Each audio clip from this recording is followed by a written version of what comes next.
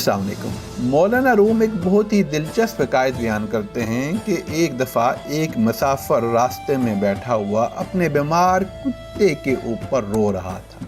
فرتے رنج و غم میں اس کی ہچکی بندھی ہوئی تھی، روتا جاتا تھا اور کہتا تھا کہ ہائے مجھ پر تو آسمان ٹوٹ پڑا، میں مارا گیا، کیا کروں، کدھر جاؤں، کون سا جتن کروں کہ میرے پیارے کتے کی جان بچ جائے۔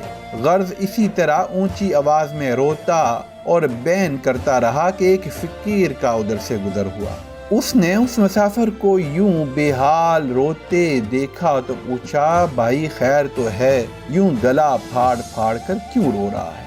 کتے کے مالک نے جواب دیا، آئے کیا کہوں، کون میری فریاد سننے والا ہے؟ میرا یہ کتا اب جس پر نزع کا وقت آری ہے، بڑے اوصاف کا مالک ہے، ایسا کتا تو چراغ لے کر بھی ڈھونڈوں تو نہ ملے، رات بھر میرے مکان کی نگہبانی کرتا ہے، کیا مجال کہ کوئی پرندہ بھی ادھر پر مارے۔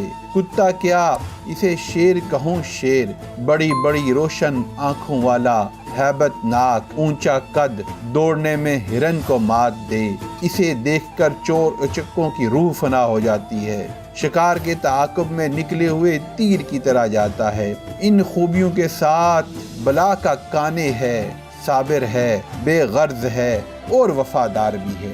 فقیر نے بے حد متاثر ہو کر پوچھا، تیرے کتے کو کیا تکلیف ہے؟ اس کو کون سا مہلک زخم آ گیا ہے؟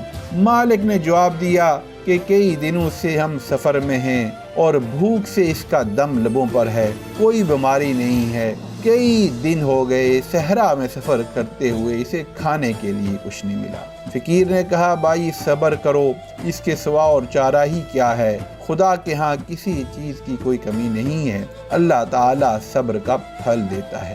اتنے میں فقیر کی نظر رونے والے شخص کی پیٹھ پر پڑی جہاں کپڑے میں کوئی چیز بندھی ہوئی لٹک رہی تھی۔ اس نے پوچھا، میاں اس کپڑے میں کیا لپٹا ہوا ہے؟ تو مسافر نے جواب دیا، یہ کل اور پرسوں کے لیے چند روٹیاں اور کھانے پینے کا دوسرا سامان ہے۔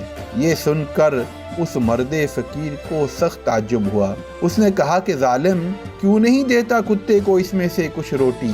تو نے اپنے لیے تو توشہ سفر بچا کے رکھا ہوا ہے اور ساتھ تیرا کتا بھوک سے مر رہا ہے، اس پہ تو رو بھی رہا ہے، آنسو بھی بہا رہا ہے، لیکن اس کو روٹی میں سے چند ٹکڑے ہی ڈال دے۔ تو اس پر مسافر نے کہا کہ مجھے اس سے اس حد تک محبت بھی نہیں کہ اپنی روٹی ہی اسے کھلا دوں، روٹیاں بغیر پیسے کے نہیں ملتی، یہ آنسو جو اس کے غم میں گرا رہا ہوں یہ میرے پاس تو فالتو ہیں، بیکار ہیں، کیونکہ آنسو بہانے پر کچھ خرچ نہیں ہوتا، تو میں آنسو تو بہا رہا ہوں لیکن اپنی کل کی روٹی میں سے چند ٹکڑے اس کو نہیں ڈال سکتا۔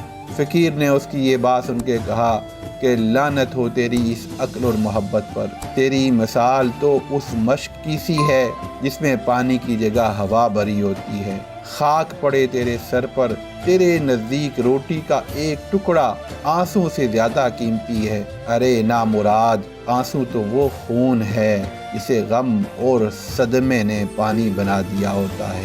ارے ظالم، خون کی قیمت خاک کے برابر کیسی ہوتی ہے؟ ارے بدبخت، تو نے خون کو خاک سے بھی کمتر سمجھا اور یوں بہائے جا رہا ہے، حالانکہ ان کی قیمت تو پورے کائنات میں کوئی چیز ادا نہیں کر سکتی۔ دراصل مولانا روم اس حکایت میں ان لوگوں کی مثال بیان کر رہے ہیں کہ جو ضرورت مندوں کی مدد کرنے کے تو قابل ہوتے ہیں لیکن زبان سے ہی ان کی ہمدردی کرتے ہیں اور چند بول ہمدردی کے بول دیتے ہیں، ان کے غم میں زبانی تو برابر کے شریک ہوتے ہیں لیکن ان کی مدد کے اوپر اپنے وسائل خرچ نہیں کرتے۔